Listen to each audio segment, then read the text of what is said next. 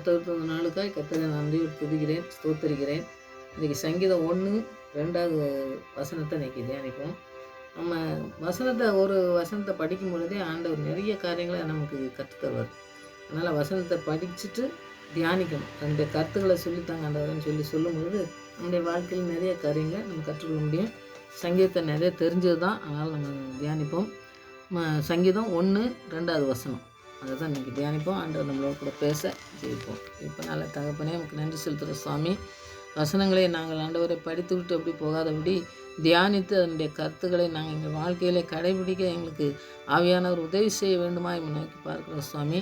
அப்படிப்பட்ட காரியங்களை நீங்கள் வைத்திருக்கிற அந்த வார்த்தைகளை நாங்கள் ஆண்டவரே ஒவ்வொரு நாளும் கடைபிடித்து அந்த ஆசீர்வாதத்தை சுதந்திரத்துக்குள்ள பிள்ளைகளாக காணப்பட தேவன் தாமே எங்களை நடத்தி செல்வமா ஜெபிக்கிறோம். கேட்குற எங்களுக்கு அது பயனுள்ளதாக இருக்கணும், எங்கள் வாழ்க்கையிலே பிரயோஜனமாக இருக்கவும், எங்களுடைய வாழ்க்கையில் நாங்கள் நடந்து சென்ற அந்த காரியத்தை நாங்கள் பெற்றுக்கொள்ளத்தக்கதான ஓடுகிற பிள்ளைகளாக ஓட எங்களுக்கு கிருபை தந்து வழிநடத்தமாக ஜெபிக்கிறோம்.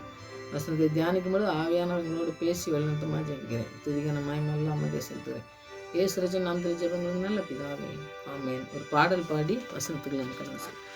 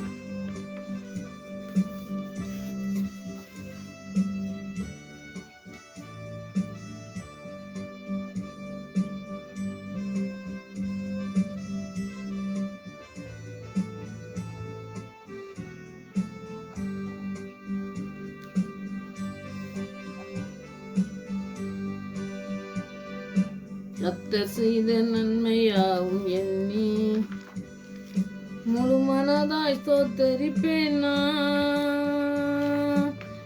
ஆராய்ந்து முடியாத அதிசயங்கள் செய்தீரே, முழு மனதாய் ஸ்தோத்தரிப்பேன். ஆராய்ந்து முடியாத அதிசயங்கள் செய்தீர், முழு மனதாய் ஸ்தோத்தரிப்பேன். ஸ்தோத்தரிப்பேனா ஸ்தோத்தரிப்பேனா முழு மனதாய் ஸ்தோத்தரிப்பேனா. ஸ்தோத்தரிப்பேனா ஸ்தோத்தரிப்பேனா முழு மனதாய் ஸ்தோத்தரிப்பேனா. எண்ணில்லா நன்மைகள் என் வாழ்வில் செய்தீரே, முழு மனதாய் ஸ்தோத்தரிப்பேனா. எண்ணில்லா நன்மைகள் என் வாழ்வில் செய்தீரே, முழு மனதாய் ஸ்தோத்தரிப்பேனா.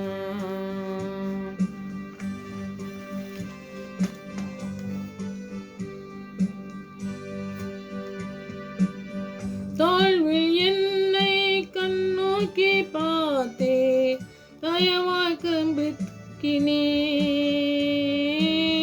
தாழ்வில் என்னை கண்ணோக்கி பார்த்தே, தயமாய் கம்பி தூக்கினே. எட்டாத உயரத்திலே உட்கார வைத்தீரே, முழு மனதாய் ஸ்தோத்தரிப்பேனா. எட்டாத உயரத்திலே உட்கார செய்தீரே, முழு மனதாய் ஸ்தோத்தரிப்பேனா.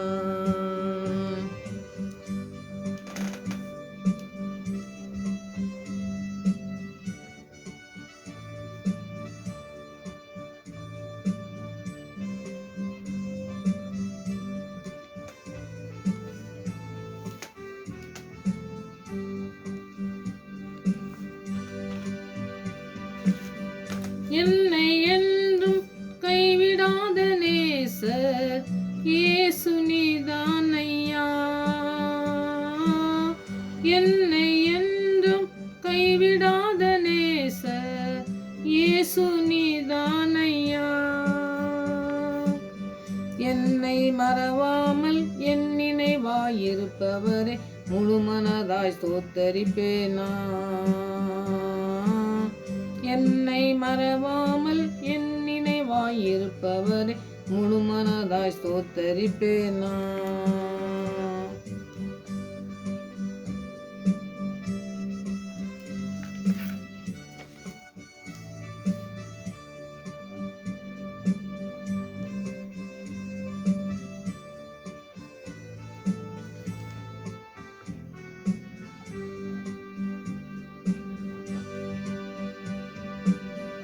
என்னை என்றும் நல்மேய்ச்சல் நடத்தும் மேய்ப்பு நீதானையா.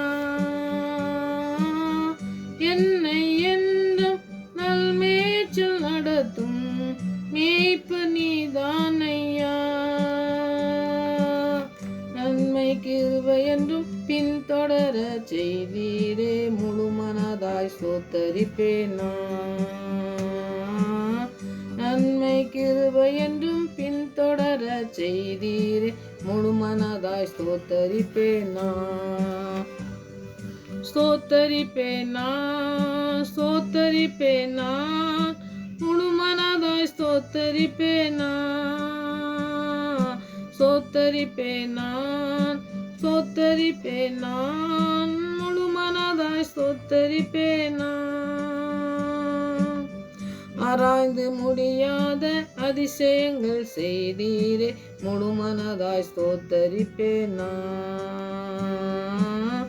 எண்ணில்லா நன்மைகள் என் வாழ்வில் செய்தீரே முழு மனதாய் ஸ்தோத்தரிப்பேனா.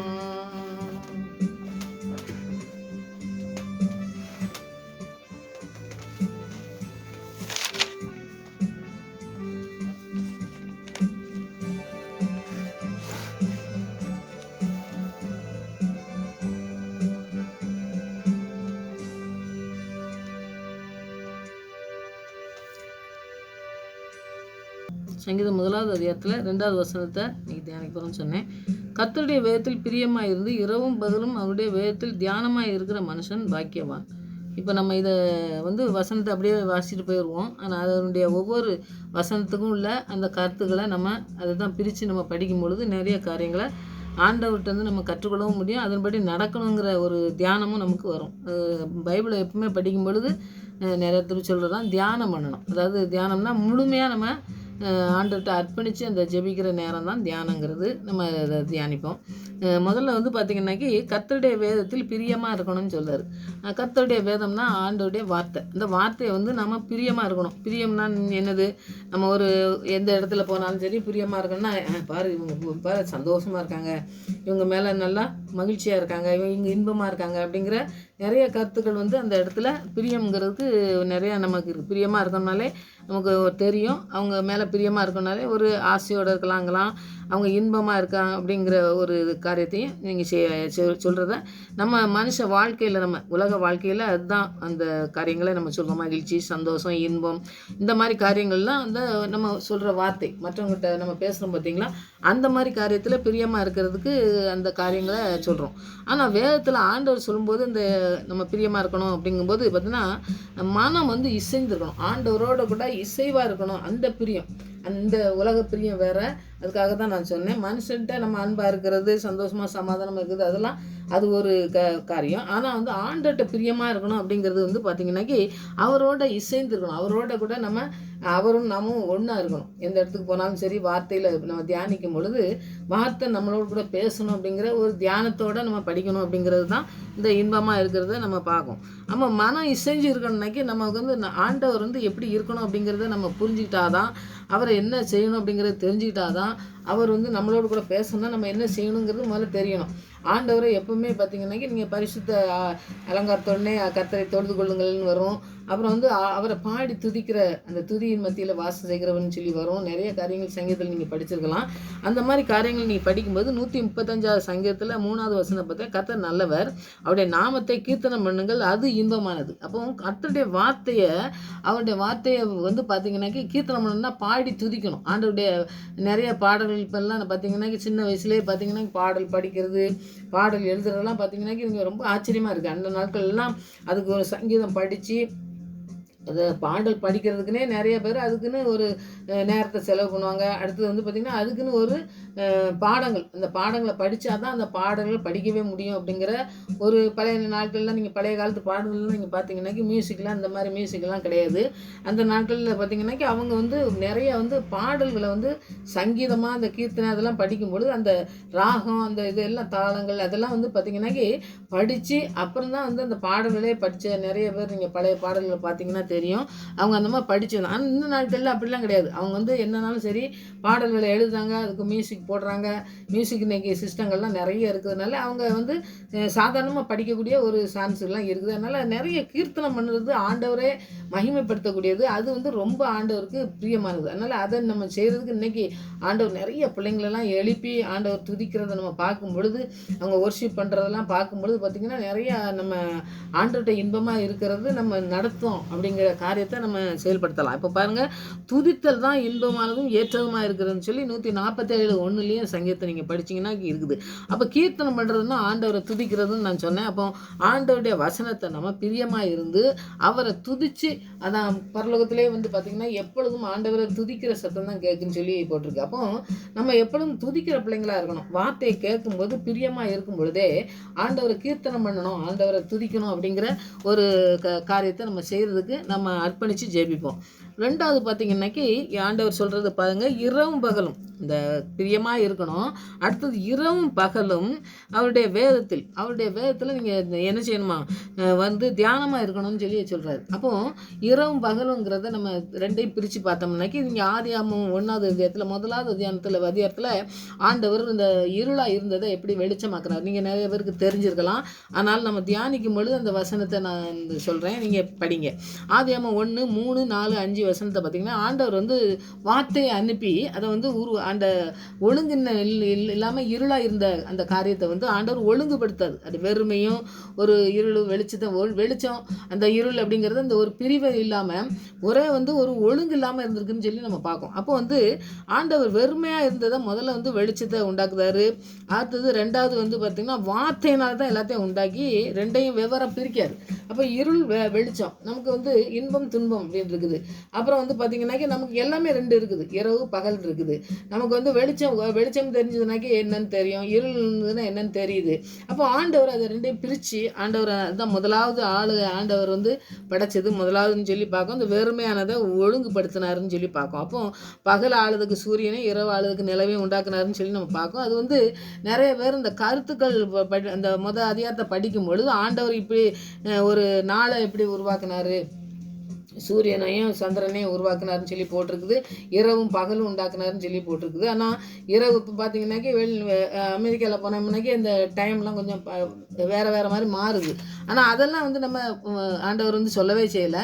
ஆண்டவர் படைத்தது வார்த்தையினால எப்படி உருவாக்குனாருங்கிறத சொல்லியிருக்கு. அப்போது அந்த ஒரு நாளுக்கு வந்து ஒரு நாள் முடிஞ்சுது அப்படின்னு சொல்லி போட்டிருந்ததுன்னா அந்த ஒரு நாளை நீங்கள் நிறைய பேர் ஆராய்ச்சி பண்ணதில் பார்த்தீங்கன்னாக்கி அது வந்து ஒரு நாளுங்கிறது 24 மணி நேரம் தான்.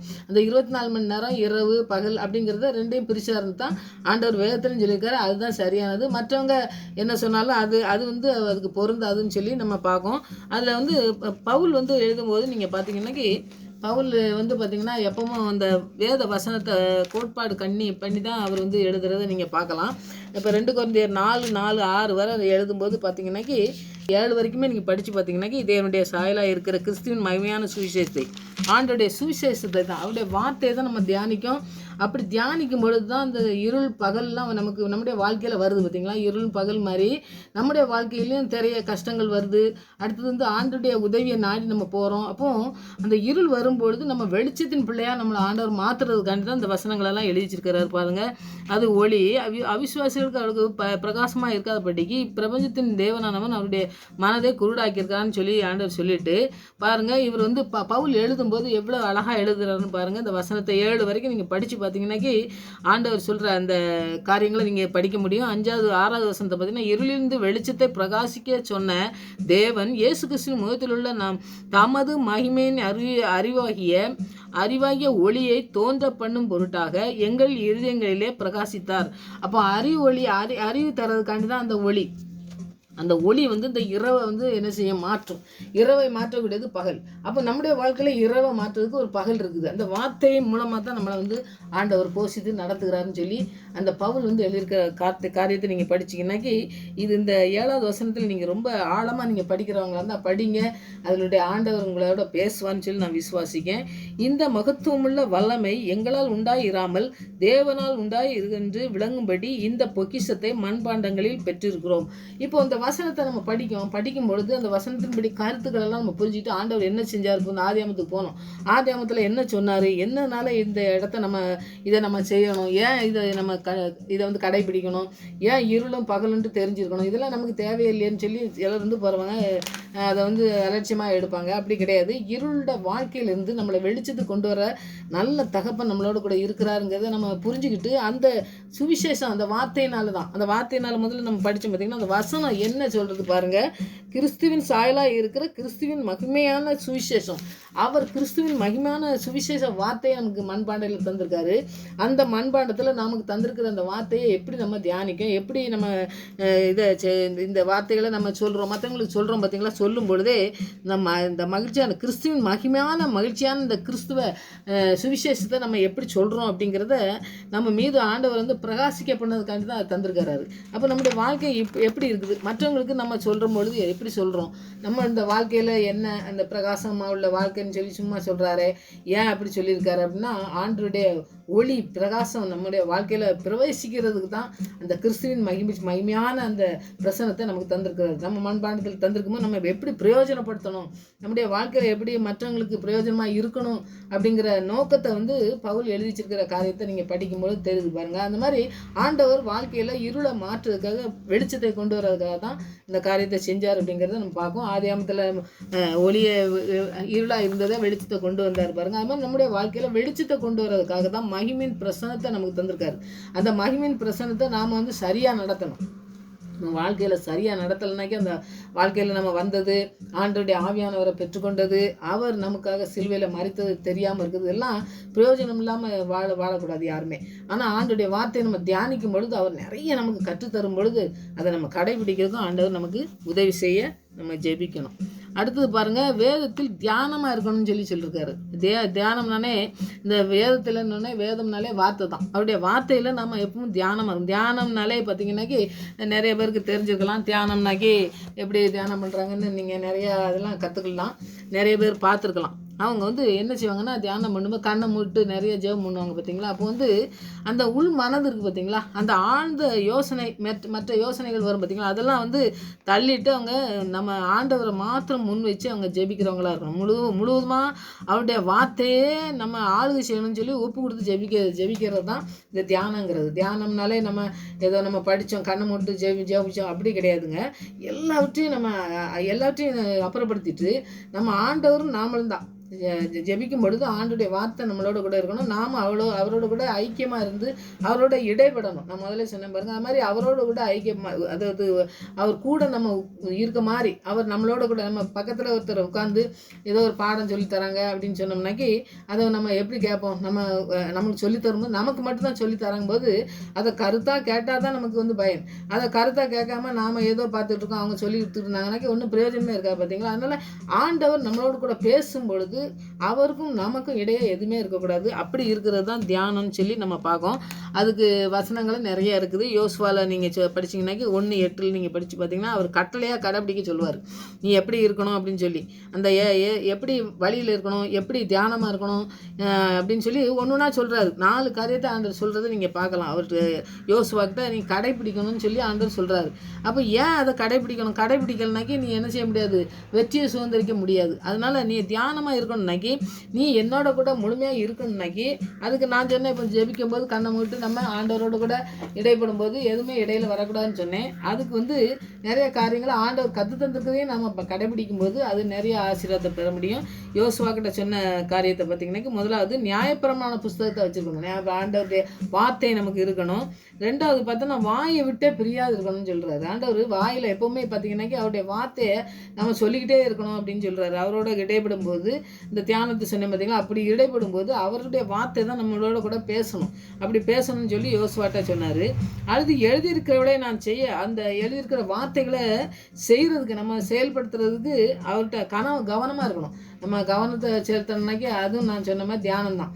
அந்த கவனமாக அவர்கிட்ட நம்ம கவனமாக இருந்தால் தான் அவர் சொல்லித்தரது நமக்கு புரியும். இல்லாட்டா கவனம் எங்கேயோ போகக்கூடாது. அதுதான் தியானத்தில் இருக்கிறது. அதை யோசுவாக்கிட்ட சொல்கிறாரு. 4வது பார்த்தீங்கன்னா, இரவும் பகலும் வார்த்தையை தியானித்து கொண்டு இருக்கணும். அப்போ எப்பவும் பார்த்தீங்கன்னாக்கி தியானம் எப்போ முழிச்சாலும் சரி, நம்ம தூங்காமல் இருக்க முடியாததுக்காக நம்ம எப்போவுமே பார்த்தீங்கன்னாக்கி அந்த இரவும் பகலுங்கும்போது அந்த அந்த இடத்துல வந்து எந்த இடத்துலையுமே பார்த்தீங்கன்னாக்கி ஆண்டவருடைய ஆளுகைக்கு நம்ம அர்ப்பணித்து ஜெபிக்கணுங்கிறது தான் முக்கியமான தியானங்க முறை. அந்த இடத்துல அதை செய்யும் பொழுது ஆண்டவருடைய வார்த்தை நம்மளோட கூட பேசுகிறத நம்ம உணர முடியும். அதை சொன்னதை அவர் அப்படியே செஞ்சார். அவரை கடைசி வரைக்கும் பார்த்தீங்கன்னாக்கி இந்த மோசெல்லாம் பார்த்தீங்கன்னா நிறைய கஷ்டப்பட்டார். ஆனால் இவர் வந்து பாருங்கள், எப்படியோ கொண்டு போய் அவங்கள பங்கு வைக்கணும், அவங்களுக்கு பிரச்சனையெல்லாம் சால்வ் பண்ணணும்னா இவங்கெல்லாம் ஒரு சரியான ஆட்கள் இல்லைங்குது. அவரே போக மாட்டேன்னு சொல்வார். ஆண்டவர் அனுப்புறாரு. ஆண்டவர் இத்தனையும் செஞ்சேன்னா உனக்கு வந்து எல்லாமே சக்ஸஸாக நான் வந்து செஞ்சு முடிப்பேங்கிறத செய்யும் பொழுது ஆண்டவர் கொடுக்குற வேலையை வந்து நம்ம செய்ய முடியும். ஏன்னா ஆண்டவர் கொடுக்குற வார்த்தைக்கு கீழ்ப்படியும் போது அவர் கொடுக்குற வேலையும் சரியாக செய்ய முடியும். அதனால் அந்த வார்த்தையை செய்ததுக்கு இந்த 4 காரியங்களை, யோசுவாக்கு சொன்ன காரியங்களை நாமளும் நம்முடைய வாழ்க்கையில் கடைபிடிக்கும் போது நம்ம ஆண்டவர் எந்த இடத்துக்கு போகணும், எப்படி செய்யணும் அப்படிங்கிற ஒரு காரியத்தை நம்ம தீர்மானிக்கும் பொழுது ஆண்டவருடைய வசனத்தின் மூலமாக நம்ம தியானித்து அதுபடி நம்ம நடக்கும் பொழுது ஆண்டவர் நம்மளை வந்து இப்போ சரியான பாதையில் சரியான இடத்துல நம்மளை கொண்டு போய் நல்லா நடத்தி நம்ம வந்து என்ன செய்ய முடியும், ஆண்டவருடைய வார்த்தைக்கு கீழ்ப்படிஞ்சு நடக்கும் பொழுது புத்திமானாயே நடக்க முடியும். சரியான இடத்துக்கு நம்ம போய் சேர முடியும். அதுதான் இங்கே அவர் சொல்கிறத நீங்கள் பார்க்கலாம். யோசுவா 1வது அதிகாரத்தில் 8வது வசனத்தை நீங்கள் பார்த்தீங்கன்னா அதுதான் இருக்குது. அதை நம்ம கடைபிடிக்கிறது ஆவியானவர் நமக்கு உதவி செய்ய ஜெபிங்க. தாவீது சொல்கிறார் பாருங்கள், இந்த சங்கீதம் நான் 2 வசனத்தை சொல்கிறேன். சங்கீதம் 55வது அதிகாரத்தில் 16, 17 நீங்கள் படிச்சுட்டு அந்தி சந்தி மத்தியானம் வேளையிலையும் நான் ஆண்டவரை வந்து துதிப்பேன்னு சொல்கிறாரு. அவர் வந்து எப்போவுமே பார்த்தீங்கன்னாக்கி தியானிக்கிறேங்கிறாரு. எப்போவுமே வந்து ஆண்டவரை துதிக்கிற ஆள் தாவீது. அது சொல்கிறாரு பாருங்கள், எப்போ தான் எனக்கு எப்போவுமே நான் தியானம் பண்ணிகிட்டே இருப்பேன். நான் எப்போவுமே ஒரு ராஜாங்கும்போது பார்த்தீங்கன்னாக்கி இப்போ ஒரு வேலை செய்கிறாங்க, ஒரு வேலைக்கு போகும்பொழுது அவங்களுக்கு எனக்கு டைமே இல்லை, எனக்கு வந்து இப்போ பைபிள் படிக்கிறதுக்கு நேரம் இல்லை, எனக்கு ஜெபிக்கிறதுக்கு நேரம் இல்லை, நான் காலையில் போகணும், நைட்டு போகணும், நைட்டு வந்தோன்னே டயர்டாக இருக்குது, காலையில் வந்தால் டயர்டாக இருக்குது, என்னால் எனக்கு ஜெபிக்க முடியலை அப்படின்னு சொல்லி சொல்கிற காரியங்கள் நிறைய பேர் நீங்கள் சொல்கிறது நீங்கள் கேட்டிருக்கலாம். ஆனால் வந்து ராஜாவாக இருக்கும் பொழுது பார்த்திங்கன்னா நிறைய இன்னும் அதிகமான வேலைகள் இருக்கும். நிறைய காரியங்கள் நாட்டு மக்கள் எல்லாம் போய் குறைய சொல்லுவாங்க. அப்புறம் வந்து அதை கரெக்டாக செய்கிறதுக்கு உங்களுக்கு நேரம் செலுத்தணும், எந்த இடத்துக்கு என்ன செய்யணும் அப்படிங்கிறதுலாம் அவங்களுக்கு வந்து வேலை நிறையா இருக்கும். அந்த மாதிரி ராஜாவுக்கு வந்து ராஜாவானோன்னா அதனால் ராஜா மாதிரி இருக்குன்னு சொல்லுவாங்க. ஆனால் ராஜா மாதிரி இருக்குங்கனாலே அவங்களுக்கு வந்து நல்லா இருக்கிறதுக்காண்டி நம்ம உலகத்தில் சும்மா பேச்சுக்கு சொல்லுவாங்க. ஆனால் ராஜாவாக இருக்கிறவங்களுக்கு எவ்வளோ வேலை இருக்குங்கிறத நம்ம உணர்ந்தா தெரியும். அவர் கதையெல்லாம் படித்தோம்னாக்கி நமக்கு தெரியும் ராஜா எவ்வளோ பிரச்சனையில் மாட்டிக்கிட்டுலாம் அவர் வந்து என்ன கஷ்டப்பட்டாருன்னு சொல்லி. அதனால் ராஜா அவ்வளோ ராஜா மேன்மையில் ஆண்டவர் வச்சுருந்தாலும் அவரை வந்து தியானம் பண்ணுறதுல, அவரை துதிக்கிறதுல அவர் வந்து தவறவே இல்லைன்னு சொல்லி நம்ம பார்ப்போம். அப்போ அதனால தான் இருதயத்துக்கு ஏற்ற மனுஷன் சொன்னார் ஆண்டவர் வந்து. அவர் வந்து சொல்லக்கூடிய அளவுக்கு அவரை எப்போவுமே என்ன செஞ்சுருக்காரு, துதிச்சிருக்கிறாரு, தியானம் பண்ணுறது, அவரை எப்பொழுதும் எங்கே போனாலும் கேட்குறது, அந்த மாதிரி எல்லா இடத்துலையும் அவர் செஞ்சதுனால அவர் வந்து நான் எப்பவும் தியானமாக இருப்பேன், அவர் அந்தி சந்தியானம் மத்தியான வேளையிலும் நான் தியானமாக இருக்கேன் அப்படின்னு சொல்லி அவர் சொல்கிறத நீங்கள் பார்க்கலாம். அப்படி நம்மளோட வாழ்க்கையிலையும் பார்த்திங்கன்னா தியானங்கிறது வந்து ஆண்டவரோட கூட இடைவிடுகிற நேரமாக இருக்குது. அதனால் அந்த நேரத்தை நம்ம செலவு செய்ய இந்த நேரத்திலையும் எந்த வேலைக்கும் கொடுக்காதபடி ஆண்டவர் நம்மளை நடத்துறதுக்கு இன்றைக்கி தீர்மானிங்க. ஆண்டவர் பெரிய காரியங்களை செய்வார். கடைசியில் ஆண்டவர் சொல்கிறது பாக்கியவான். இந்த இடத்துல இதெல்லாம் செஞ்சு முடிக்கிற மனுஷன் வந்து பாக்கியவான் ஆண்டவர் சொல்கிறாரு. பாக்கியவான்னம்னா பாருங்கள், மரியாதை சொல்கிறாங்க, பாக்கியவதி நீ அப்படின்னு சொன்னோம்னாக்கி ஆண்டோடைய வார்த்தைக்கு எல்லாம் கீழ்ப்படிஞ்சு அந்த மாதிரி இருந்தாங்க பார்த்தீங்களா. அப்போ பாக்கியவதியாக மாற்றுறாரு. அதே மாதிரி பாக்கியவான்னு சொன்னாலும் நம்ம ஆண்டோடைய வார்த்தைக்கு கீழ்ப்படிஞ்சு அவருடைய வாழ்க்கையில் என்ன நடத்துறதுக்கு அவர் சித்தம் இருக்காரோ, அவர் என்ன வழியில் நடத்துறதுக்கு நம்மளை நடத்தா அதை நம்பி இருந்தோம்னாக்கி அதுதான் நமக்கு அந்த பாக்கியவானாக மாற முடியும் அப்படின்னு சொல்லி அதுதான் வந்து ஆண்டவர் கொடுக்குற நல்ல ஒரு வார்த்தையே நமக்கு ஒரு ப்ரெசண்டாக சொல்கிறாரு. நமக்கு வந்து ஒரு ஆசீர்வாதத்தை கொடுக்கக்கூடியதாக இருக்குதுன்னு சொல்கிறாரு. அதில் நீதிமொழிகள் 16:20 பார்த்திங்கன்னா அவரை நம்புகிறவன் அவரை நம்புகிறவன் அவருடைய வழியில் நடக்கிறவன் அப்படின்னு சொல்லிட்டு நம்ம பார்ப்போம்.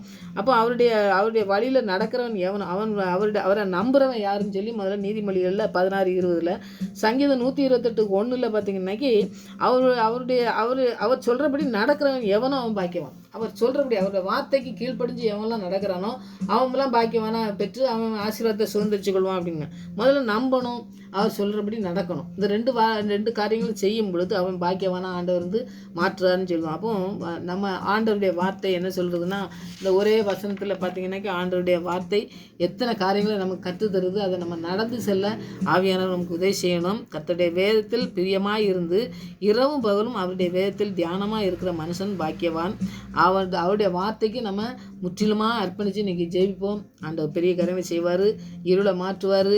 எல்லா பிரியமான காரியங்களை செய்கிறதுக்கு அவருக்கு பிரியமான காரியங்களை செய்த யோசுவாவை போல நம்ம நடந்து தாவீதை போல கீர்த்தனம் பண்ணுற பிள்ளைங்களாக எப்பொழுதும் அவரை துதிக்கிற பிள்ளைங்களாக இருக்க நமக்கு உதவி செய்ய இன்றைக்கி ஜெயிப்போம். அந்த பெரிய காரியங்களை செய்வார். ஆமென். ஜெயிப்போம். ஹல்லேலூயா, ஹல்லேலூயா. ராஜா நீ செய்த நன்மைகள் அவை எண்ணி முடியாதையா. ராஜா நீ செய்த நன்மைகள் அவை எண்ணி முடியாதையா. ஏறெடுப்பேன் நன்றி பலி என் ஜீவனாலெல்லாம். நான் ஏறெடுப்பேன் நன்றி பலி என் ஜீவனாலெல்லாம். ராஜா நீ செய்த நன்மைகள். ஆம் சாமி, எங்களுடைய வாழ்க்கையிலே எத்தனையோ இருள் வந்தது ஆண்டவரே, எத்தனையோ போராட்டங்கள் வந்தது ஆண்டவரே. எல்லாவற்றையும் எங்களை கரம் பிடித்து தூக்கி நடத்துகிற ஒரு நல்ல கரம் எங்களோடு கூட இருக்கிறபடி ஆளுமை நன்றியோடு துதிக்கிற ஸ்தோத்திரிக்கிறோம் ஆண்டவரே. நம் தகப்பனை என்னுடைய வேதத்தில் பிரியமாய் இருந்து இரவும் பகலும் தியானமாய் இருந்து அதிலே நாங்கள் முழுவதுமாய் அந்த கவனத்தை செலுத்த எனக்கு உதவி செய்யுங்க சுவாமி. தியானமாய் இருக்கிற மனுஷன் பாக்கியவான்னு சொல்லியிருக்கீங்களே ஆண்டவரே. உங்களுடைய பாதத்திலே அமர்ந்திருக்கிற பிள்ளைகளாக காணப்பட கிருபை செய்யுங்க. எங்களுடைய வாழ்க்கையில எத்தனை இருள்கள் வந்தாலும் அதை வெளிச்சமாய் மாற்ற வந்த தேவன் தகப்பனை இருளையும் பகலையும் பிரித்து எங்களுடைய வாழ்க்கையில எல்லாவற்றையும் பிரித்தெடுத்து வழிநடத்துகிற தேவன் கூட இருக்கிற நன்றி செலுத்துறோம். அந்த பவுல் எழுதினது போல எங்களுடைய மண்பாண்டங்களிலே அந்த சுவிசேஷின் வார்த்தையை வைத்திருக்கீங்க சுவாமி. அந்த ஆவியானவரை வைத்திருக்கீங்க. அந்த ஆவியானவருக்கு ஒரு ஆண்டவரே நாங்கள் ஆண்டவர் பிரியமான காரியங்களை செய்ய நாங்கள் எப்பொழுதும் உங்களுடைய கட்டளையை உங்களுடைய வார்த்தையை கீழ்ப்படிந்து நடக்க ஆவியானவர் எங்களுக்கு உதவி செய்யணுமா ஜெபிக்கிறோம். கேட்ட பிள்ளைகளுக்கு அப்படியே நீ செய்து வழிநடத்தமா ஜெபிக்கிறோம். எந்த இருளையாக இருந்தாலும் தகப்பனே அதை வெளிச்சமாய் மாற்றுகிற தேவன் எங்களுடைய வாழ்க்கையை மாற்றி உங்களுடைய வாழ்க்கையை அநேக பிள்ளைகளுக்கு ஆசீர்வாதமாக இருக்கவும், அநேக பிள்ளைகளுக்கு ஆண்டவரே உங்களுடைய வார்த்தை ஆண்டவரை போய் சென்று ஆண்டவரே உங்களுடைய வாழ்க்கையை மாற்றவும், அவருடைய கண்ணீரை மாற்றவும், கவலைகளை மாற்றவும் ஆண்டவரே உங்களுடைய வார்த்தை போதுமானது என்று நாங்கள் உணர்ந்து ஜெபிக்கிற பிள்ளைகளாய் காணப்பட கிருபை செய்யுங்க. சிலுவையில் எல்லாவற்றையும் செய்து முடித்த தேவன் எங்களுக்கு எல்லாவற்றையும் செய்து முடிக்க பலமுள்ள தேவன் என்று நாங்கள் விசுவாசிக்க, இந்த விசுவாசிலே பலப்பட எங்களுக்கு உதவி செய்யுங்க. சோர்ந்து போயிருக்கிற பிள்ளைகளுக்கு ஆண்டவரே நீங்கள் பலன் தந்து வழிநடத்தமாக ஜெபிக்கிறோம் சுவாமி. நோய்கள் வேதனைனால் இருந்தால் ஆண்டவரே எல்லாவற்றையும் மாற்ற என் தேவன் வல்லமுள்ளவர் என்று நாங்கள் விசுவாசித்து ஜெபிக்க எங்களுக்கு உதவி செய்யுங்க. எந்த வேதனையிலும் எந்த சோதனையிலும் ஆண்டவரே சோதனையை சகிக்கத்தக்கதான கிருபையை தந்து வழிநடத்துகிற தேவ கிருபை நாட்களே ஒவ்வொரு பிள்ளைகளையும் நீ ஆற்றி தேற்ற வேண்டுமா ஜெபிக்கிறையா. எங்களுக்கு செய்ததை நீங்கள் அநேக பிள்ளைகளுக்கு செய்து ஆண்டவரே அநேக பிள்ளைகளுக்கு சாட்சிகளாக நாங்களும் ஆண்டவரை எழும்ப கிருபை செய்யுங்க. ஒப்பு கொடுக்குற பிள்ளைகள் ஒவ்வொரு பிள்ளைகளையும் நீங்கள் அப்படி ஆசீர்வதிக்க வேண்டுமா துதிக்கிற பிள்ளைகளாய் ஆண்டவரே உண்மை ஆராதிக்கிற பிள்ளைகளாய் அநேகர் எழும்பத்தக்கதாய் அதை கண்டு உண்மை துதிக்கத்தக்கதான கிருபை நீங்கள் ஒவ்வொருவருக்கும் தந்து வழிநடத்தமா ஜெபிக்கிறையா. இப்படியே செய்து வழிநடத்தப்போருக்காக நன்றி செலுத்துகிறோம். இந்த நாட்களில் ஆண்டவரே நீங்கள் அப்படியே ஒவ்வொரு பிள்ளைகளையும் கரம் பிடித்து நடத்த வேண்டுமாய் உங்களுடைய கருத்தில் அர்ப்பணிக்கிற சுவாமி. எங்களை முற்றிலுமாய் பொறுப்பெடுத்து வழிநடத்தமா ஜெபிக்கிறப்பா. இப்படி ஜெபத்துக்கு பயன்படுத்தபடியா நன்றி. மறுபடியும் அவங்களுடைய சமூகத்தில் வருமுறை எங்களை காத்து வழிநடத்தமா ஜெபிக்கிறேன். துதிகனமாய் எல்லாமே செலுத்துகிறேன். ஏசு ரட்சகர் நாமத்தில் ஜெபங்களுக்கு நல்ல பிதாவே. ஆமென்.